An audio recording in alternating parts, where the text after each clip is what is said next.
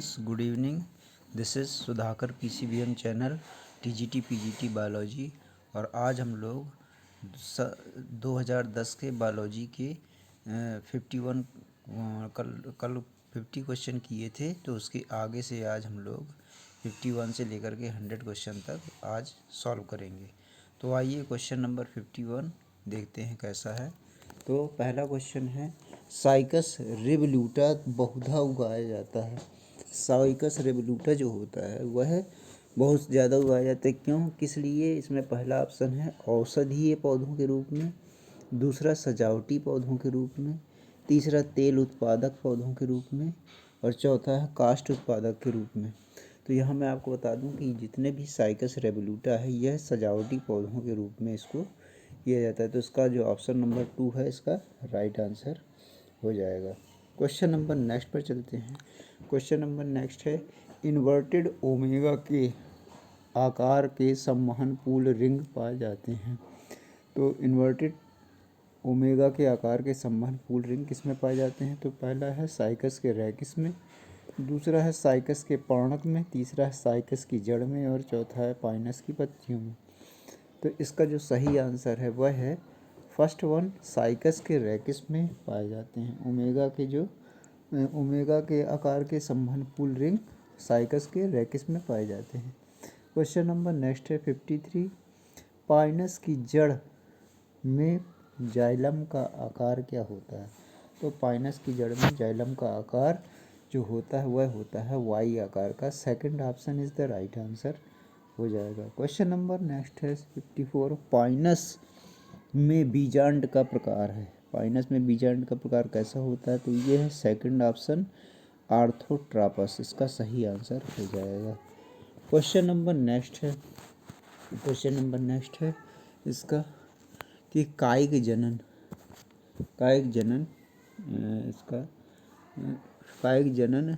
अधिक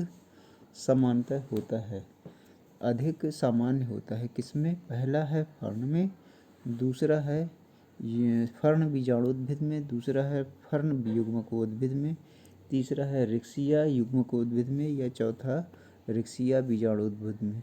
तो जो कायिक जनन सबसे अधिक जो समान होता है वह ब्रायोफाइटा में सबसे ज़्यादा समान होता है रिक्सिया में। तो रिक्सिया के युग्मकोद्भिद में होता है। तो तीसरा option is the right answer, third. Question number next है, समसूत्रण व अर्धसूत्रण समसूत्रण व अर्धसूत्रण सदैव किसकी उपस्थिति के संदर्भ में भिन्न होते हैं? तो इसका जो ऑप्शन है वह हो जाएगा, पहला है अर्धसूत्रण, दूसरा है समजात सूत्रण, तीसरा है युगली, चौथा है गुणसूत्र।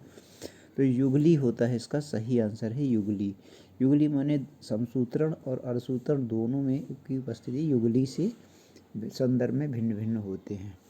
क्वेश्चन नंबर नेक्स्ट है, एक अवसादी जीव भू रासायनिक चक्र होता है। तो इस भू रासायनिक चक्र कौन सा होगा? इसमें पहला है कार्बन चक्र, दूसरा है हाइड्रोजन चक्र, तीसरा है नाइट्रोजन चक्र, और चौथा है गंधक चक्र। तो अवसादी भू रासायनिक चक्र जो होता है वह होता है गंधक चक्र, यानी सल्फर चक्र कहलाता है। Fourth option is the right answer हो जाएगा। क्वेश्चन नंबर नेक्स्ट पर चलते हैं। क्वेश्चन नंबर नेक्स्ट है कि अर्धसूत्रीय विभाजन में किस अवस्था में सिनेप्सिस होता है? तो यहाँ पर जो ऑप्शन दिया है कि सिनेप्सिस किस में होगा, तो पहला है लेप्टोटीन, दूसरा है पैकिटीन, तीसरा है जाइगोटीन, चौथा है मेटाफेज। तो जो सिनेप्सिस होता है अर्धसूत्री में वह होता है जाइगोटीन अवस्था में। इसका तीसरा answer, third answer is the right answer हो जाएगा। क्वेश्चन नंबर नेक्स्ट पर चलते हैं। क्वेश्चन नंबर नेक्स्ट 59 है, एक अणु ग्लूकोज की ग्लाइकोलिसिस में कितने ऑक्सीजन की आवश्यकता होती है? यहाँ आपको बताना है कि एक अणु ग्लूकोज की ग्लाइकोलिसिस में कितने अणुओं की आवश्यकता होती है। तो यहाँ पर आपको बता दें कि ग्लूकोज की ग्लाइकोलिसिस में ऑक्सीजन की आवश्यकता नहीं होती है। तो यहाँ पर फर्स्ट आ जाएगा इसका 0 या 0, बिल्कुल नहीं होती।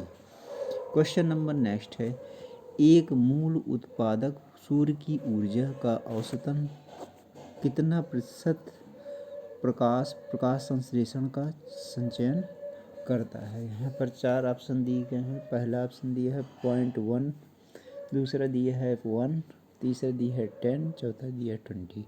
तो आपको बता दें कि एक मूल उत्पादक सूर्य की ऊर्जा का 0.1% यानी first one is the right answer. 0.1% इसका सही आंसर हो जाएगा, इतना संचयन करता है। क्वेश्चन नंबर नेक्स्ट है, पेट्रोपादप सर्वप्रथम पहचाने गए, किसके द्वारा पहचाने गए थे? तो इसमें 4 ऑप्शन दिए। पहला लेमार्क, दूसरा डार्विन, तीसरा हैश और स्लैक द्वारा या एम कैल्विन द्वारा। तो इसको जो पहचाने गए थे यह पेट्रोपादप, ये एम कैल्विन द्वारा वो किए गए थे, पता किए गए थे पेट्रोपादप। क्वेश्चन नंबर नेक्स्ट है, नारियल का भ्रूणकोश होता है, नारियल का भ्रूणकोश कैसा होता है? तो यहाँ तीसरा ऑप्शन जो आंसर है कोशिकीय तथा केंद्रकीय दोनों होता है इसका आंसर। क्वेश्चन नंबर 63 का क्वेश्चन नंबर 63 आया।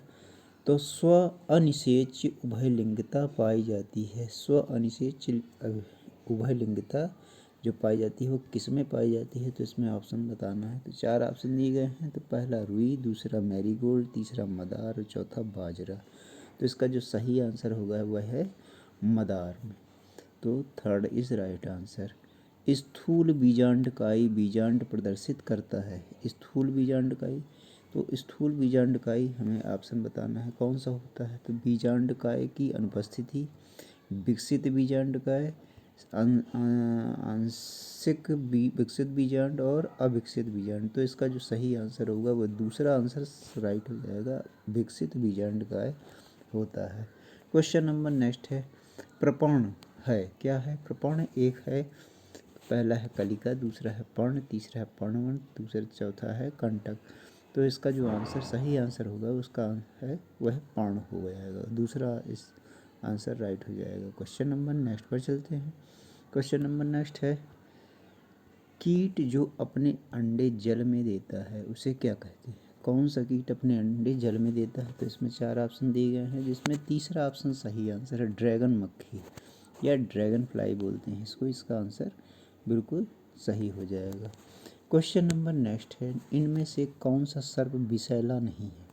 तो पहला है कोबरा, दूसरा है पाइथन, तीसरा है करैत और चौथा है वाइपर। तो इसका जो सही आंसर हो जाएगा वह हो जाएगा पाइथन। दूसरा नंबर का यह सर्प कोई विषैला नहीं होता है, तो यह इसका राइट आंसर हो जाएगा। क्वेश्चन नंबर नेक्स्ट पर चलते हैं, शहद की मक्खी में वैगल नृत्य का अर्थ क्या होता है? शहद की मक्खी जब वैगल नृत्य करती है तो उसका सही अर्थ क्या होता है, उसका मायने क्या होता है? यानी पहला प्रजनन का, दूसरा संदेश पहुंचाने का कार्य, तीसरा भोज्य पदार्थ के स्रोत की ओर जाना या विदेशी बाह्य तत्वों को मारना। तो इसका जो तीसरा ऑप्शन है वह सही हो जाएगा, भोज्य पदार्थों के स्रोत की ओर जाना। क्वेश्चन नंबर नेक्स्ट है, ब्यूबोनिक प्लेग नामक रोग का स्थानांतरण किसके द्वारा होता है? तो यहाँ पर 4 ऑप्शन दिए हैं। पहला ऑप्शन है जीनोप्लाइसा चियोपिस द्वारा, इसका सही आंसर एक क्वेश्चन नंबर 69 का पहला ही आंसर इसका सही हो जाएगा, जीनोप्लाइसा चियोपिस द्वारा। क्वेश्चन नंबर नेक्स्ट है, कालाजार तथा ओरिएंटल सार रोग निम्न में किसके द्वारा फैलता है? तो यहाँ 4 ऑप्शन दिए गए हैं। पहला ऑप्शन दिया है सैंड फ्लाई यानी सैंड मक्खी के द्वारा यह फैलता है। क्वेश्चन नंबर नेक्स्ट है, आगे बढ़ते हैं 71 पे, निम्न में कौन सा हिस्सा क्षतिग्रस्त हो जाने से मनुष्य की याददाश्त कमज़ोर हो जाती है?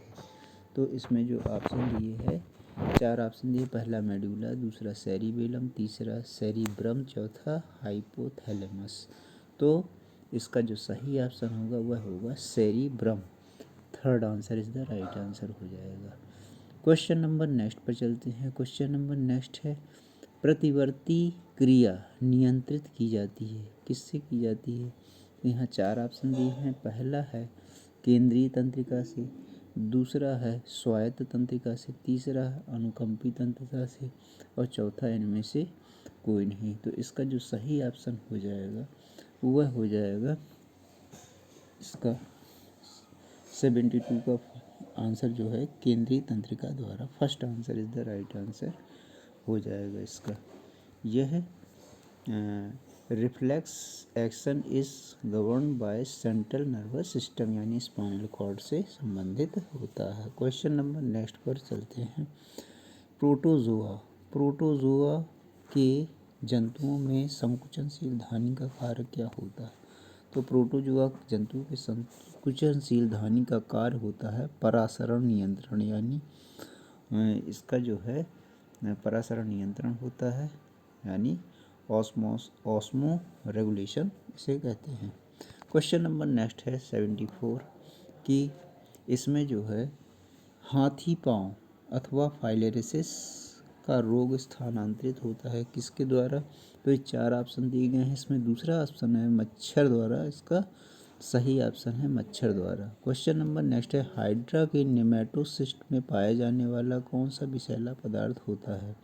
तो हाइड्रा जो कि सिलेंट्रेटा संघ का जंतु है उसमें नेमेटोसिस्ट में पाया जाता है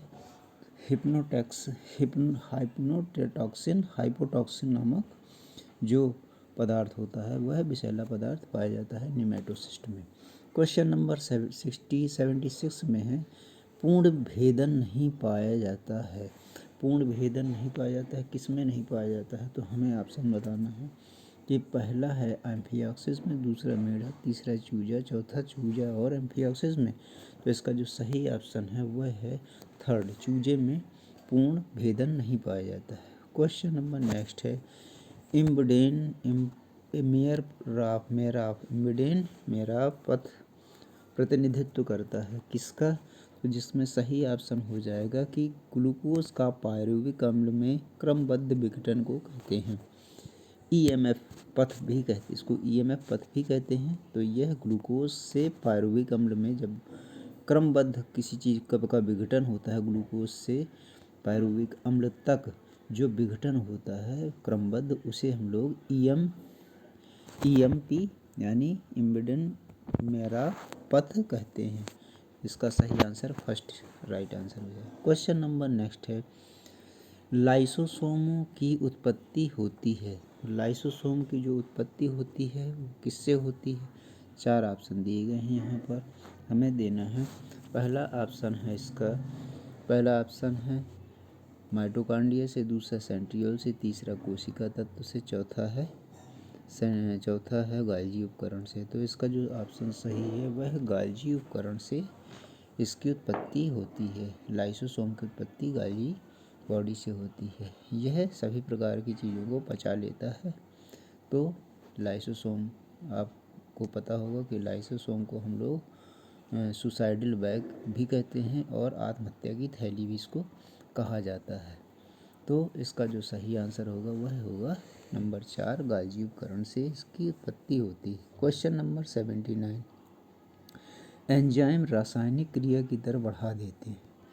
एंजाइम जो है रासायनिक क्रिया की दर बढ़ा देते हैं किसमें? तो यहाँ 4 ऑप्शन दिए गए हैं। पहला है अनुकूलतम पीएच देकर, दूसरा है तापमान बढ़ाकर, तीसरा है सक्रियण ऊर्जा को घटाकर, या चौथा है एटीपी का उत्पादन करके। तो इसमें आपको बता दें कि तीसरा ऑप्शन सक्रियण ऊर्जा को घटाकर, यह इसका enzyme exchange the rate of chemical reaction by lowering and activation energy, यानी सक्रियण ऊर्जा को घटाकर होता है। क्वेश्चन नंबर नेक्स्ट है यदि प्लीहा को निकाल दिया जाए तो पुट्टिकाओं की गिनती क्या होगी? तो यहाँ 4 ऑप्शन होगा, 4 ऑप्शन हैं यहाँ पर, या तो घट जाएगी, बढ़ जाएगी, अप्रभावित रहेगी, या घटकर शून्य हो जाएगी। तो यहाँ जो ऑप्शन नंबर 2 है बढ़ जाएगी, इसका सही ऑप्शन होगा if spleen is remove the plated count will increase, यानी इसकी बढ़ जाएगी। तो आज का ये वीडियो आपको कैसा लगा? आपको अगर अच्छा लगा तो आप मेरे इसमें मोबाइल नंबर पे कमेंट कर सकते हैं। मेरा मोबाइल नंबर है 8707559649।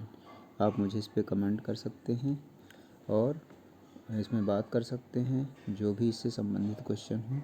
तो आज के लिए इतना ही, बाकी आपको कल की वीडियो में प्रसारित करूँगा। तो तब तक के लिए धन्यवाद।